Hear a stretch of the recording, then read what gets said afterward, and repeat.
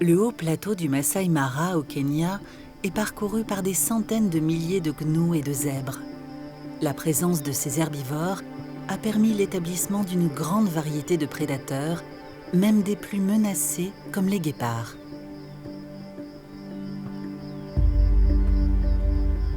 Pour les félins, les proies ne manquent pas.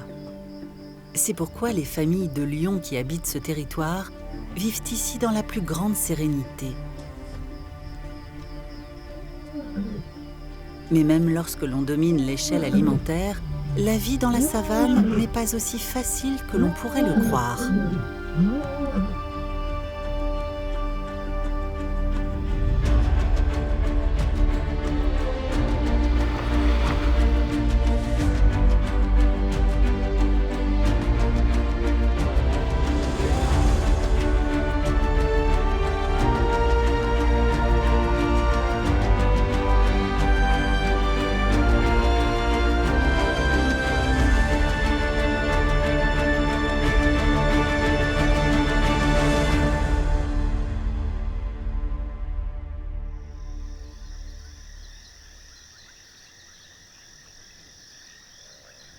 En pleine nature, l'aube est un moment magique. Malgré le froid matinal, les topis sortent rapidement de leur léthargie. Certains affichent le besoin de se défouler par le biais de joutes amicales. Est-ce pour célébrer le bonheur de vivre une nouvelle journée que ces antilopes se lancent dans des courses folles ?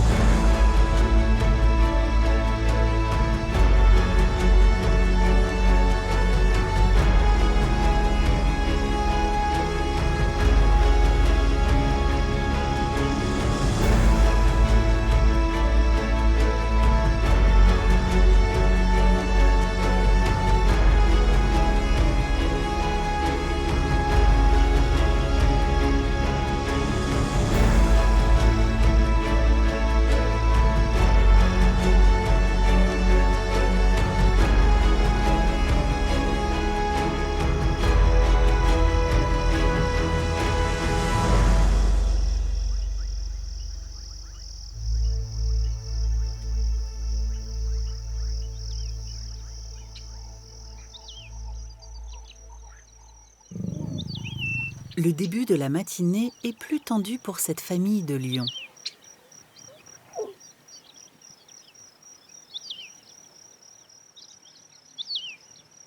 Doa, le mâle dominant du clan, est furieux contre cette femelle qui refuse ses avances. Contrarié, il se venge en la frustrant à son tour. Il lui interdit de toucher à leur proie. Elle a beau adopter une attitude de soumission, rien n'y fait. Même son regard implorant reste sans effet.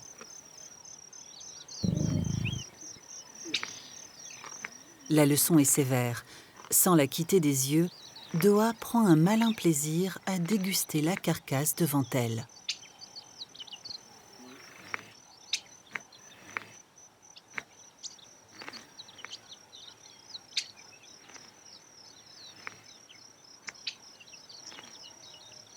Un lionceau semble vouloir la consoler, mais c'est peine perdue. La lionne devra attendre que le mâle se calme. Un peu plus loin se trouve la tanière du clan des hyènes tachetées. C'est un réseau de galeries souterraines volées à des phacochères. Les plus jeunes s'y réfugient à la moindre alerte ou lorsque leur mère le leur ordonne.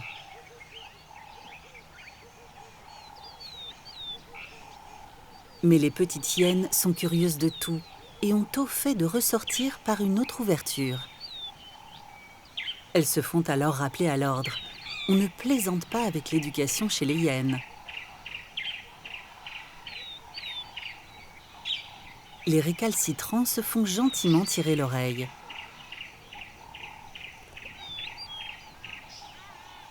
C'est une femelle dominante, aidée par ses descendantes, qui impose sa loi au clan. Mais à l'instar des félins, les hyènes sont aussi capables de démonstrations de tendresse. Comme il n'y a pas de saisonnalité pour les naissances, les petits de différents âges et de différentes mères se côtoient et jouent ensemble. Ils apprennent rapidement à tenir leur rang en fonction de la position hiérarchique de leur mère.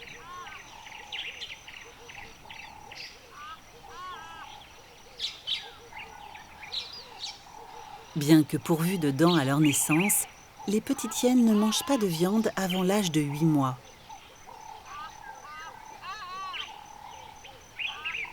Mais cela les oblige aussi parfois à se battre contre des frères ou des sœurs plus âgés. Bref, dès leur plus jeune âge, les hyènes doivent apprendre à s'imposer pour survivre.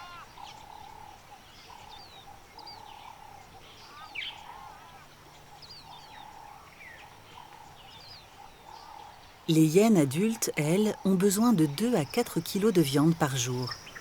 La solution de facilité consiste à se contenter de charognes comme celle de cette girafe.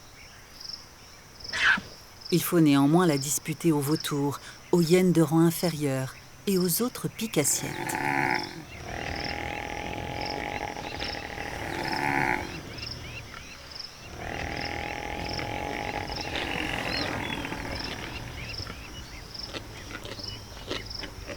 Le chacal à chabrac, lui, est résolu à attendre son tour.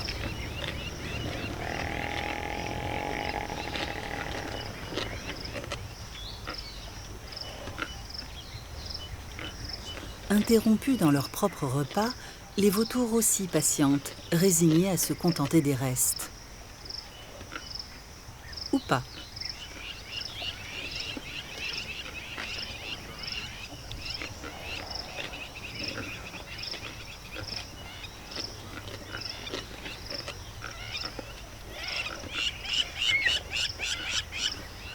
Les hyènes abandonnent la carcasse lorsqu'il n'y a plus rien de vraiment intéressant dessus.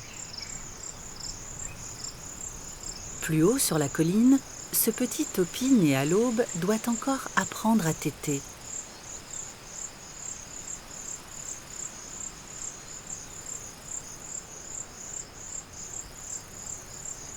Déjà que tenir sur 4 pattes n'est pas simple, mais il faut encore se tordre le cou pour repérer les mamelles.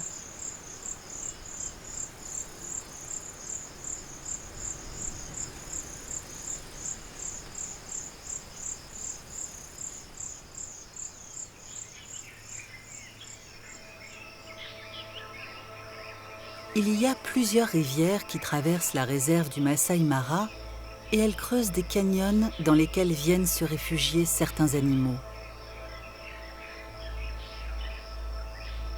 C'est le cas de cette lionne et de ses 2 petits qui s'est momentanément séparée du reste de son clan.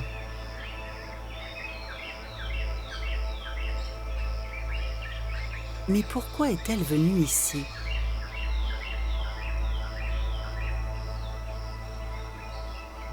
L'un des 2 lionceaux semble pressé de le savoir. La réponse se trouve au fond du canyon. C'est en fait pour tenir compagnie à une de ses sœurs qui s'est elle-même isolée du reste du clan. Les lionceaux sont intrigués par la cachette de la lionne et des bruits qui en émanent. Mais il n'est pas question d'approcher. Cette lionne a mis au monde 3 petits voici 6 semaines et elle veille à leur sécurité.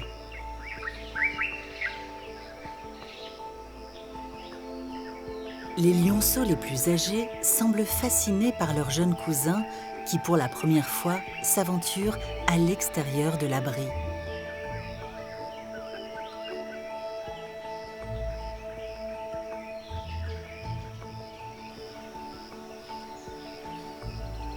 Il est bien tentant de découvrir le monde qui les entoure.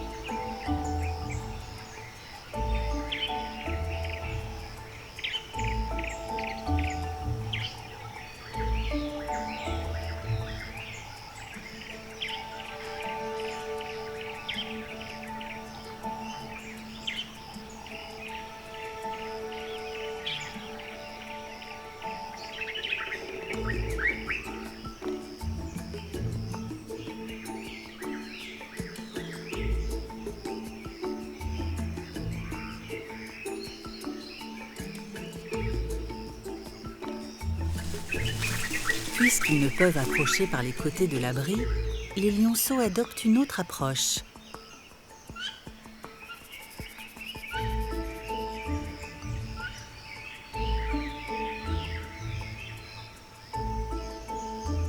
Il serait amusant de jouer avec ces petites boules de poils, mais leur mère ne les quitte pas des yeux. Et ces petits jeunes ne pensent encore qu'à téter.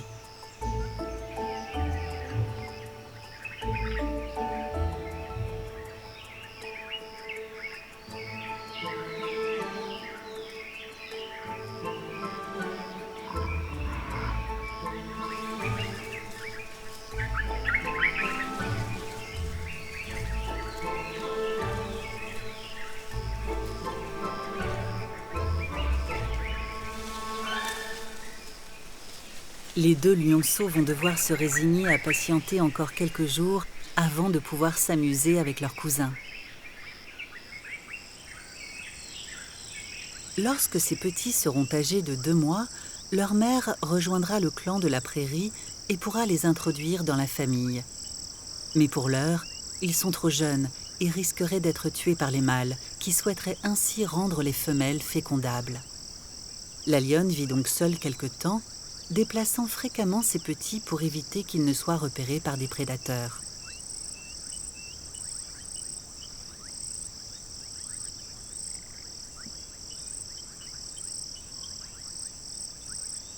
Lors des longs trajets ou des passages difficiles, elle les porte dans sa gueule à tour de rôle, en faisant bien attention de ne pas les blesser. Pour les jeunes, la promenade n'est guère agréable, mais au moins elle n'est pas fatigante.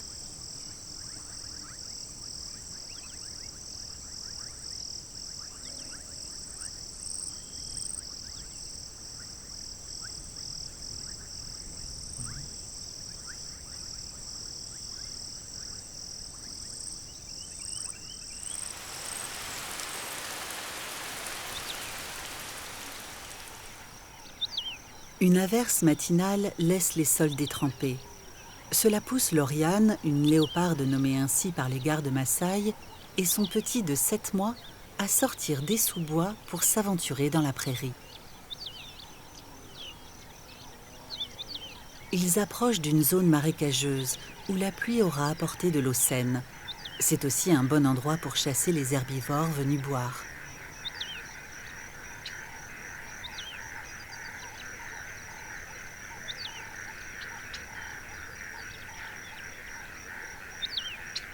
Après chaque instant de séparation physique avec sa mère, aussi bref soit-il, le jeune léopard vient se frotter à elle pour la saluer.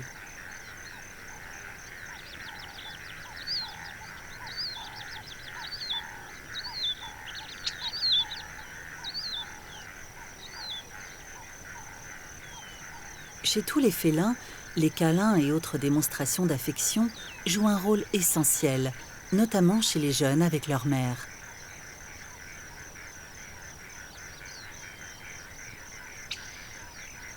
Cela n'empêche pas le petit léopard de prendre l'initiative de s'éloigner spontanément de temps en temps. Mais sa mère veille toujours à savoir où il se trouve.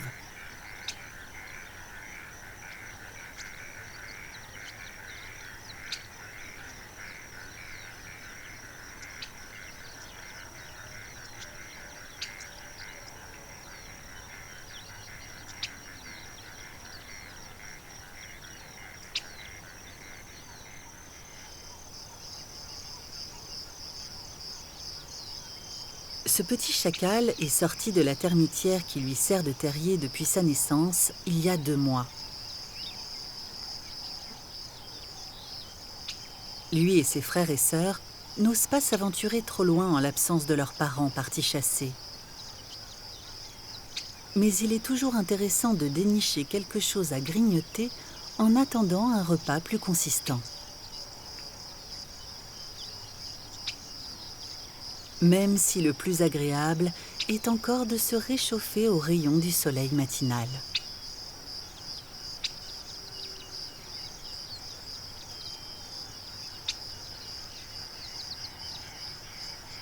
Dans une fratrie, il y a souvent un individu plus autoritaire que les autres qui tente de s'imposer. Ce sera généralement le premier à s'émanciper de la famille vers l'âge de 1 an. Mais pour l'heure, tous attendent le retour de leurs parents et du repas qu'ils devraient leur apporter.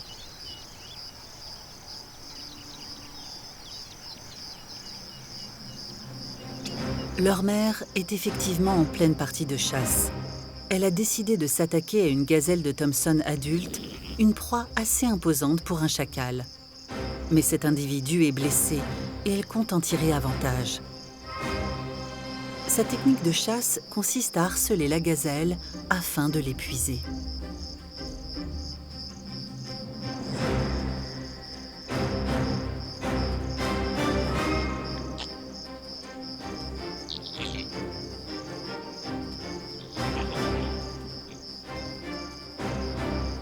Comme souvent chez les herbivores, les autres membres du troupeau assistent à la scène sans intervenir. Est-ce par lâcheté, par égoïsme, ou tout simplement parce qu'ils savent que les lois de la nature sont implacables? Les petits chacals commencent à trouver le temps long car leur estomac crie famine. Heureusement, leur mère se dépêche de rentrer. Il serait trop dangereux de conduire les jeunes sur la dépouille de la gazelle et trop lourd de la traîner jusqu'au terrier. Elle transporte donc la viande dans son estomac, ce qui est le meilleur moyen pour ne pas se la faire voler en chemin. Elle n'a plus ensuite qu'à la régurgiter.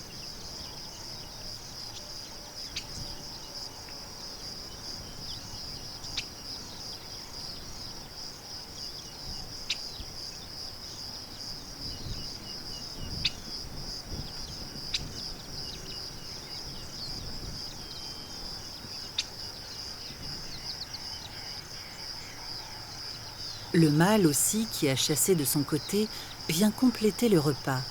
Mais les jeunes affamés en voudraient toujours plus et réclament avec voracité.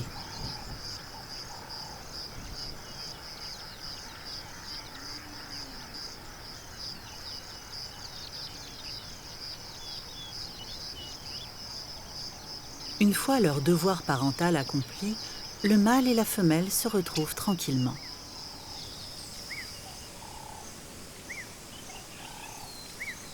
Pendant ce temps, Lauriane aussi cherche à nourrir son petit. Elle a jeté son dévolu sur un groupe d'impalas. N'étant pas aussi rapide à la course que le guépard, sa technique de chasse consiste à s'approcher le plus discrètement possible des animaux en se fondant dans le paysage. Ce jeune impala ne lui a pas échappé. La léoparde est capable de traîner et de hisser dans un arbre une proie plus lourde qu'elle pour la mettre à l'abri des autres prédateurs. Mais cette fois, Lauriane a préféré la dissimuler dans un ancien terrier de phacochère. L'opération a néanmoins été fatigante, surtout par cette chaleur. Elle doit encore aller chercher son petit qu'elle a laissé à plusieurs kilomètres de là. N'écoutant que son instinct maternel, Lauriane se lance dans un trajet de plus d'1 heure sous un soleil de plomb.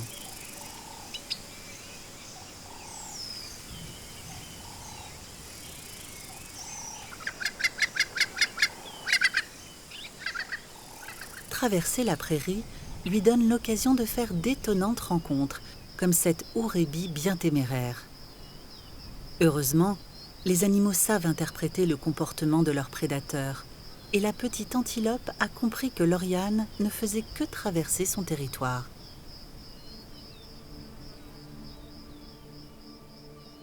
À l'approche de l'endroit où elle a laissé son jeune, Lauriane lui lance un appel.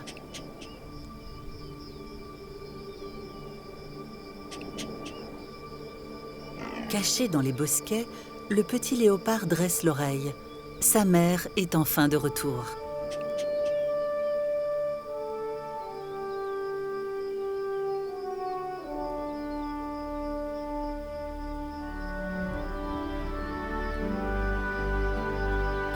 Il ne peut s'empêcher de lui témoigner sa joie de la revoir.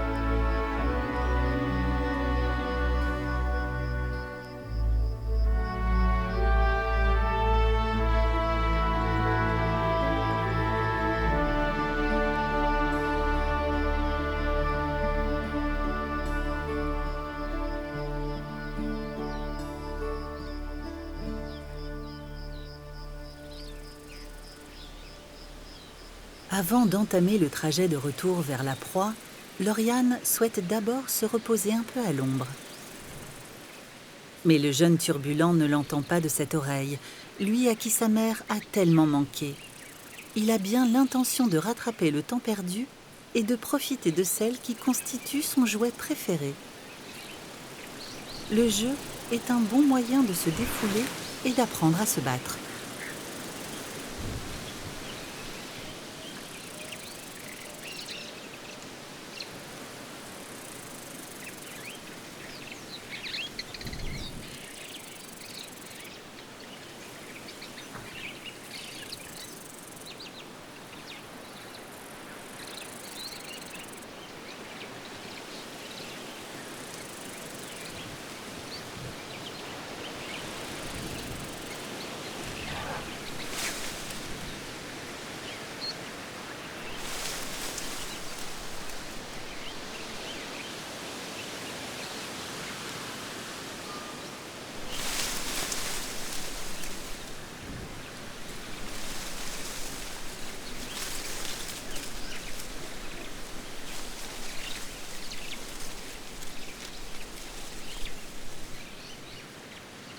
Lauriane sait que pendant ce temps, la carcasse de l'impala va se mettre à sentir et risque donc d'être découverte et volée.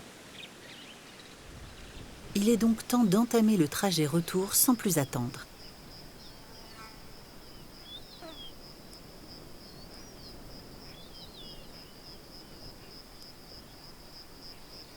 Le jeune léopard n'a évidemment pas l'intention de se contenter de marcher sagement à côté de sa mère.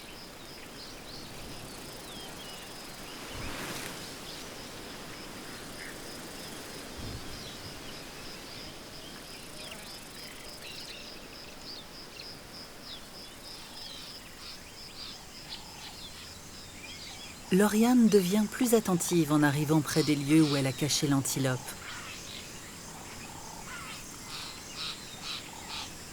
Ne décelant aucun prédateur dans les parages, elle peut s'approcher du terrier.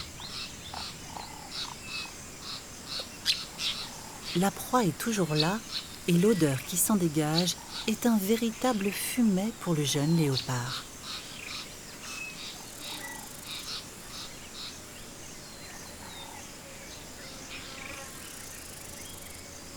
Il a vite fait de se repaître.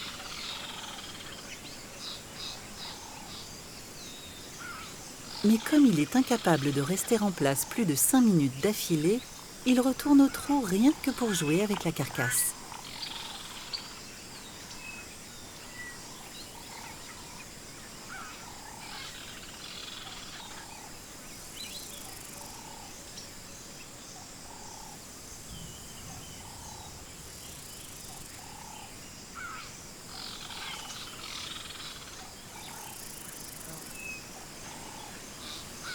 Et lorsqu'il ressort, il a enfin l'air rassasié.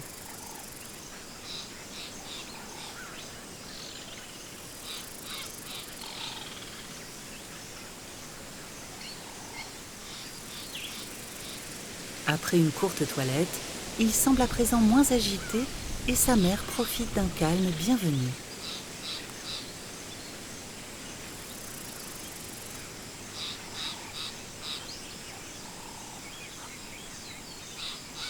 De temps à autre, Lauriane va avaler quelques bouchées. Les hyènes et les vautours vont finir par arriver. Autant profiter de l'impala tant qu'il en reste.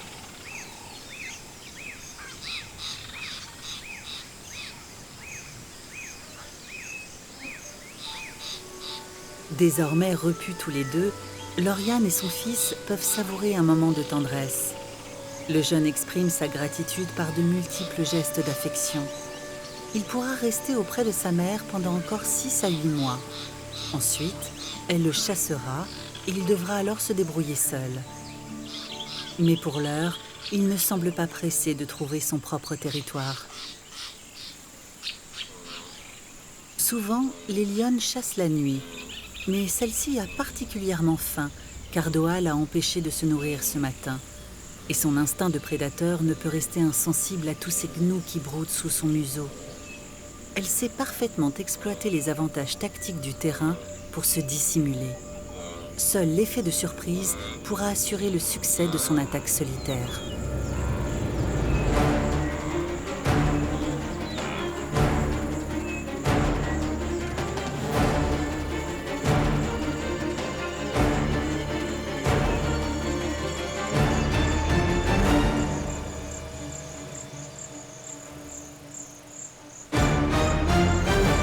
Saisi à la gorge, le gnou est vite étouffé.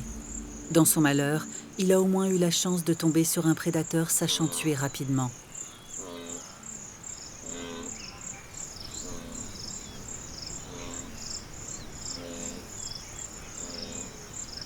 La lionne doit encore extraire sa proie du canyon pour l'éloigner de la vue d'autres prédateurs. Cela n'est pas une mince affaire, car il y a près de 150 kilos de viande.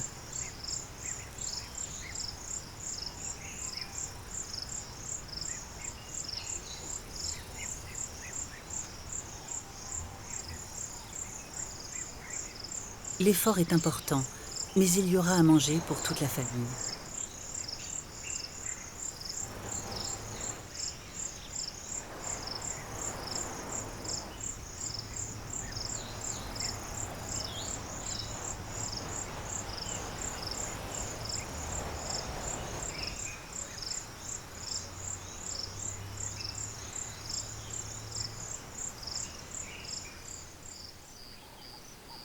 Après s'être copieusement servie, la lionne est rejointe par ses propres lionceaux.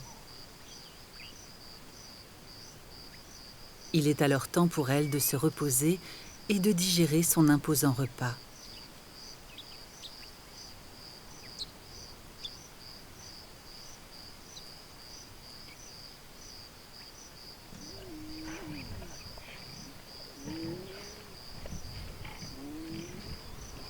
En tant que mâle dominant, Doa aime profiter des proies en premier.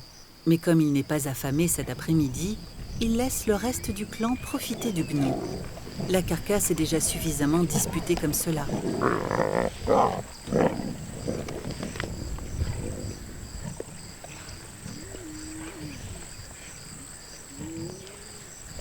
Moustache contre moustache, chaque lion se bat pour son bout de viande. Les liens familiaux qui règnent dans le clan empêchent la situation de dégénérer.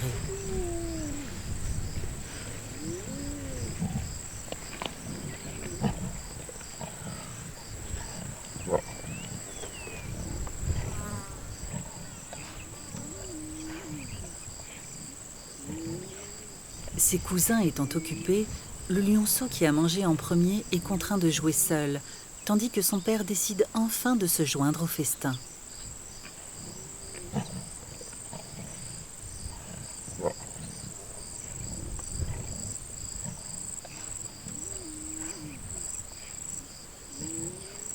Un autre mâle du clan s'est approché de la troupe, mais sa présence ne plaît guère aux dominants. Ce rappel de la hiérarchie entre mâles lui signifie qu'il pourra manger aussi, mais lorsque le chef aura fini. Le repas terminé, vient le temps de la digestion, de la toilette et des câlins permettant d'oublier les petites échauffourées du repas. Leur ventre bien ballonné, les lionceaux sont moins enclins au jeu. Et puisque l'harmonie semble à nouveau régner sur le clan, le moment est bien choisi pour marquer son territoire et sa légitime domination sur la tribu.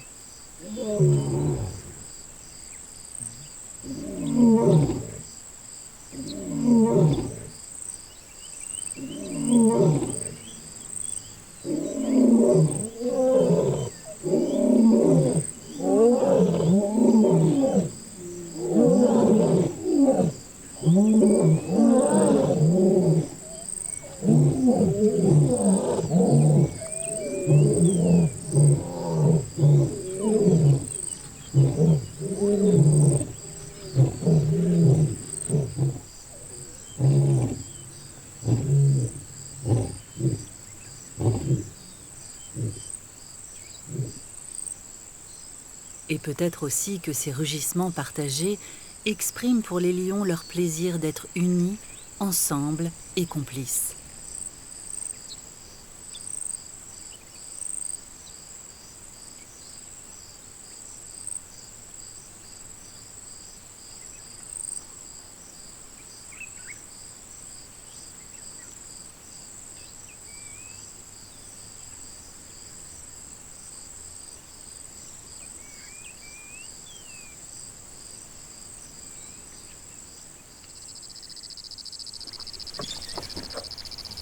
Les éléphants n'ont pas de territoire à défendre.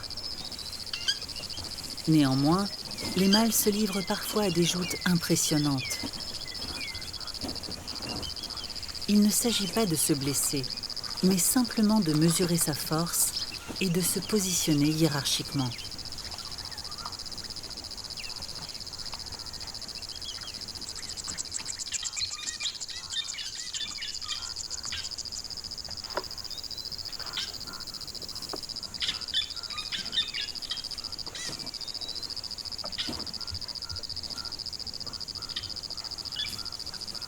La lutte s'arrête sans la moindre nervosité, dès que l'un des combattants capitule ou simplement se lasse.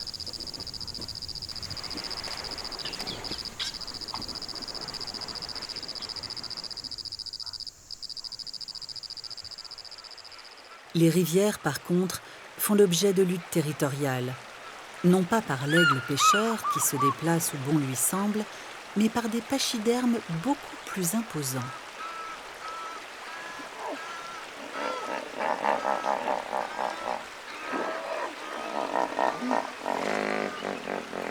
En journée, les hippopotames femelles s'agglutinent dans l'eau, formant un harem de quelques dizaines d'individus et de leur progéniture. Elles sont sous la bonne garde d'un mâle dominant qui contrôle environ 200 mètres de rivière.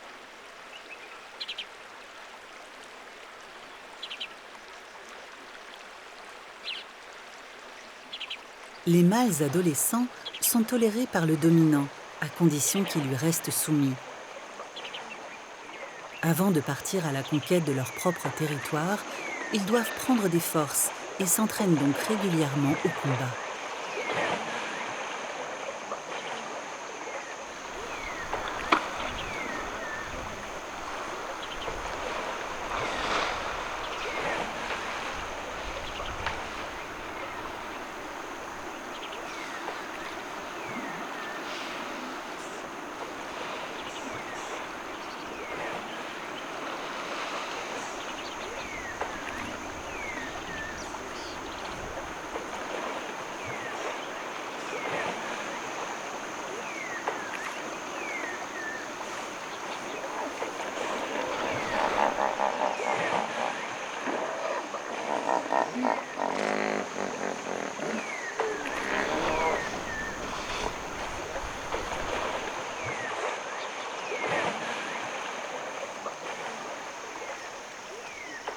Le calme revient en fin de journée.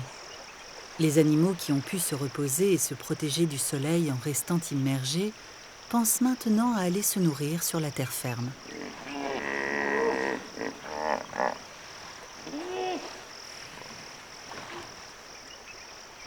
C'est à l'initiative de chacun de partir seul sur la berge.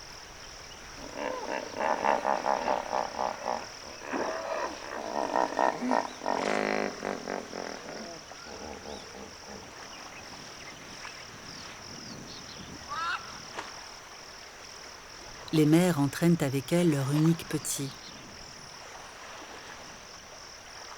Celui-ci nage très bien là où il n'a pas pied.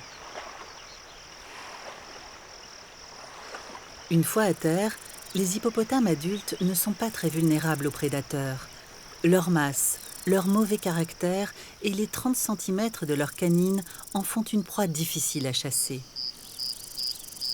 En tout cas, ce n'est pas cet autotion sorti de son terrier pour la soirée qui s'y risquerait. L'hippopotame va passer toute la nuit à brouter et récolter les 60 kilos d'herbe de sa pitance quotidienne.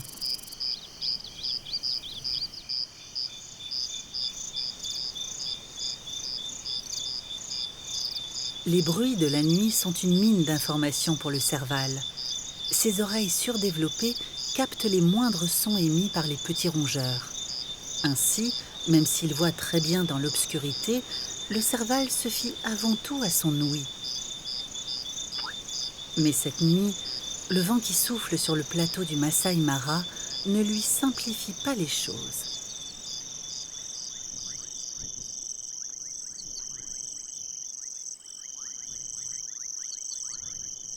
À l'aube, alors que la faune diurne se réveille à peine, cette femelle est encore en chasse.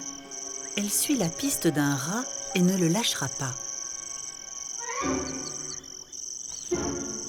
D'un point de vue général, le serval est le félin qui réussit le plus ses attaques.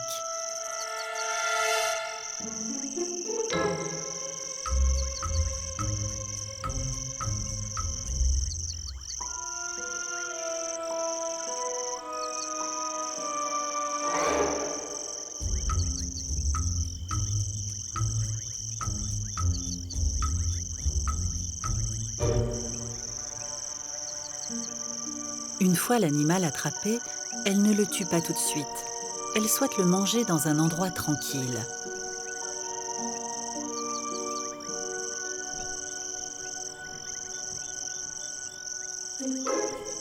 Mais avant, elle s'amuse un peu avec. Malgré ses efforts, le rongeur n'a aucune chance d'échapper à la vigilance du félin et à ses longues pattes. Il est finalement avalé en quelques bouchées. Repue, la femelle continue pourtant à farfouiller dans les hautes herbes, comme si elle cherchait encore quelque chose. C'est en fait son petit qu'elle avait caché là.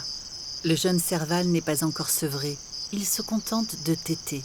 C'est pourquoi sa mère s'autorise à chasser et manger seule. Mais le reste du temps, lorsqu'elle parcourt son territoire, allant d'une cachette à une autre, le petit la suit comme son ombre. Durant leur parcours, tous deux restent aux aguets et doivent se méfier des félins plus gros qu'eux.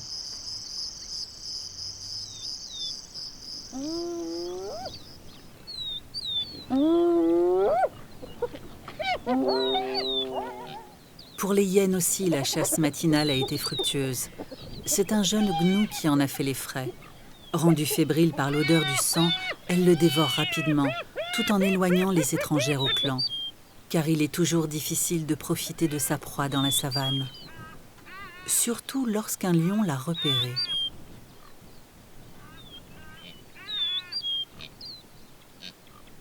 Les hyènes ne sont pas assez nombreuses pour affronter le roi de la savane. Elles capitulent.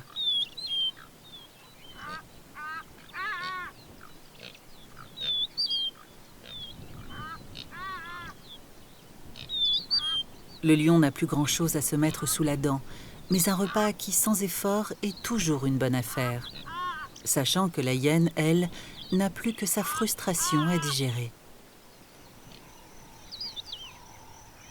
Les toutes premières heures du jour sont un moment crucial pour les prédateurs, qui ont avantage à chasser avant la hausse des températures. Ces guépards resteraient bien à somnoler un peu, mais leur vulnérabilité les pousse à ne jamais rester trop longtemps au même endroit. Il s'agit de 4 frères qui restent ensemble depuis leur naissance, ce qui arrive fréquemment chez les guépards mâles. Ils augmentent ainsi leur potentiel de réussite à la chasse.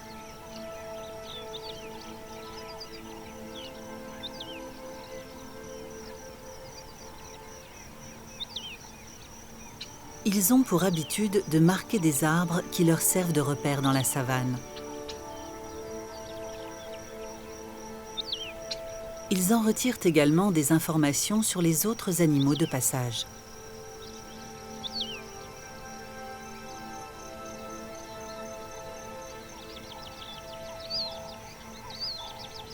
Mais pour l'heure, c'est surtout ce troupeau de gnous qui les intéresse. La complicité des 4 frères leur permet de se répartir tacitement les rôles.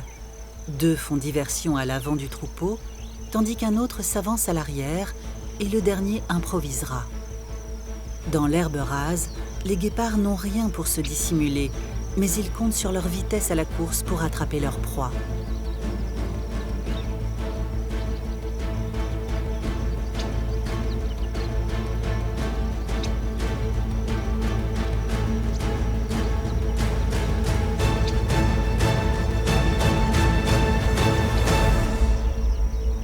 Quelques secondes, l'étau s'est refermé sur un gnou. Mais les guépards ne sont pas sereins, au point de ne pas pouvoir achever leur proie. Les hyènes ont aperçu la chasse et elles savent que les guépards, même à 4, n'oseront pas défendre leur butin, car la moindre blessure qu'ils subiraient pourrait les empêcher de courir à leur vitesse de pointe.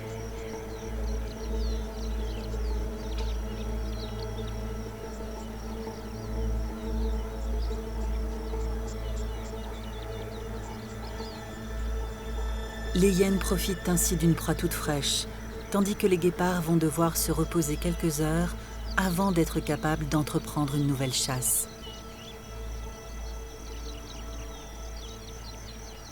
D'ici là, ce gnou aura contribué à nourrir beaucoup d'animaux.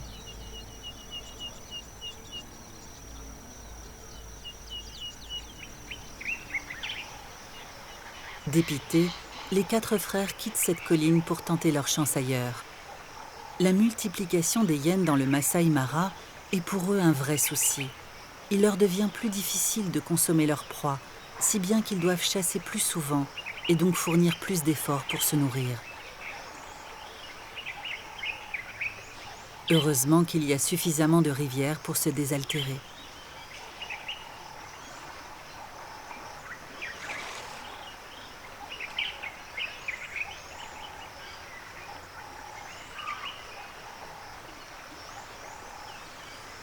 Un peu plus loin en amont, une femelle léopard se repose.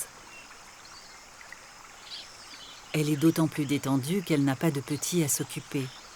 Elle a donc tout loisir de profiter d'une grasse matinée sans se faire chahuter par une petite boule de poil.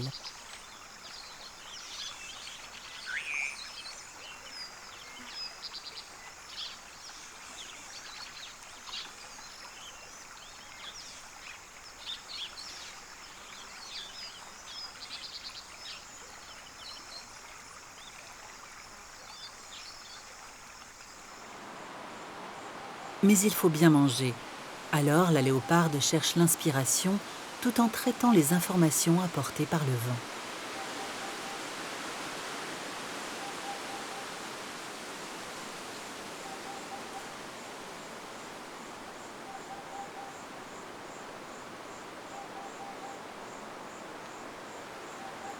Elle décide de descendre à la rivière car l'eau attire toujours des animaux pour y boire. Elle la traverse rapidement, appréciant peu d'être entièrement à découvert.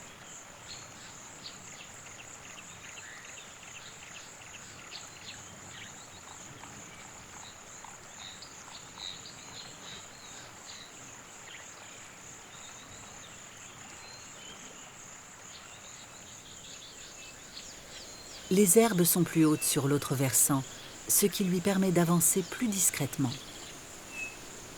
N'ayant pas l'aptitude à la course du guépard, la léoparde mise sur sa discrétion pour fondre sur sa proie.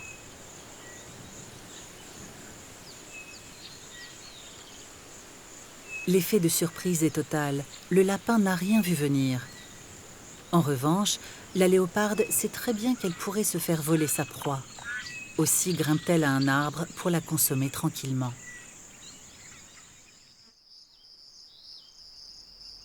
Les prédateurs doivent aussi penser à se désaltérer. Ces lionnes du clan de la prairie profitent de ce trou d'eau tout en restant vigilantes car elles gardent plusieurs lionceaux.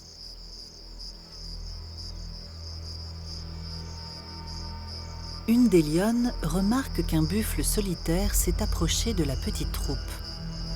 Même s'il semble brouter nonchalamment, la lionne sait que cet animal au caractère imprévisible n'est pas du genre à tolérer la présence des félins, surtout s'il ressent la vulnérabilité des lionceaux. Elle engage donc une retraite prudente. On peut régner sur la savane et ne pas être téméraire pour autant.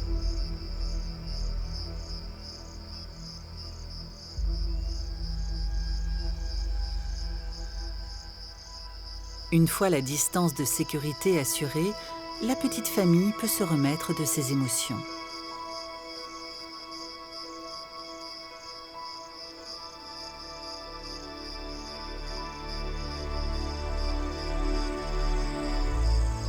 Non loin de là, Doa ramène un jeune topi.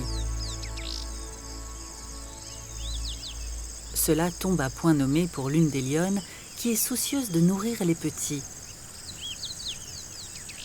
quitte à dérober la proie malicieusement.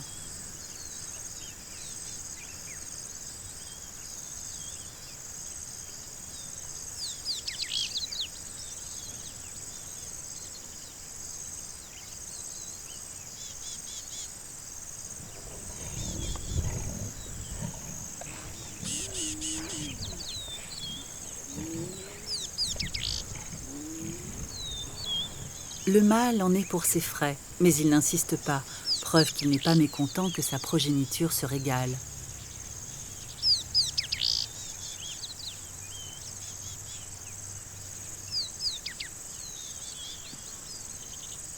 En s'occupant des plus jeunes, Doa sait que les lionnes sont dans leur rôle. C'est cet équilibre qui assure la pérennité de son clan.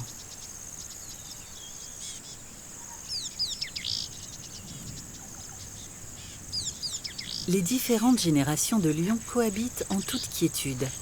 Les petits lionceaux qui ne sont pas encore sevrés se contentent essentiellement de lait, non sans envier leurs aînés qui dévorent la viande à pleines dents.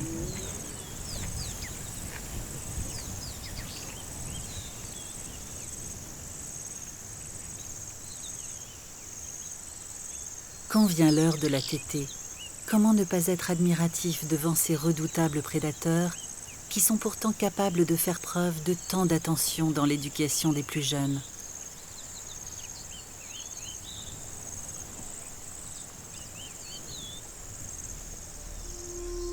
Et lorsque le soir tombe, que la vie et la mort se seront défiées toute la journée dans la savane, comment ne pas saluer l'harmonie qu'entretiennent les prédateurs?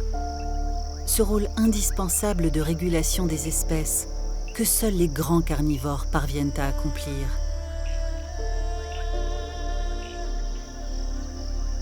Alors oui, parfois la nature nous paraît cruelle, mais ce n'est rien à côté du mal que nous lui faisons, parfois sans nous en rendre compte.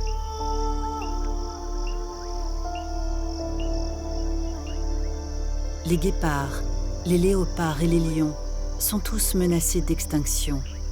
Ils ne vivent correctement que dans les parcs et réserves que nous leur concédons, en espérant les protéger du braconnage.